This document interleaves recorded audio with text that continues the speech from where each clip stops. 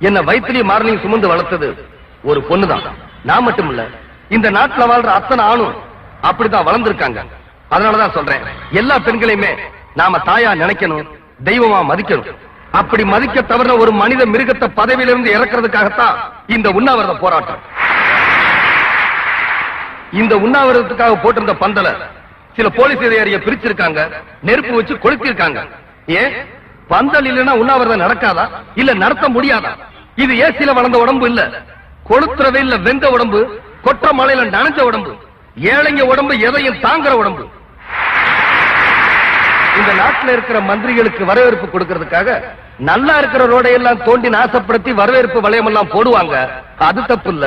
தோண்ட ரோட திருப்பி சரி பண்றதே இல்ல, அது தப்பு இல்ல. ஏன்னா அவங்களுக்கு ரோட்டை கெடுக்கிறதுக்கும் உரிமை இருக்கு, இந்த நாட்டை கெடுக்கிறதுக்கும் உரிமை இருக்கு. ஆனா ஏழைங்களுக்கு எந்த உரிமையும் இல்ல. அந்த நிலைமை மாறணும்.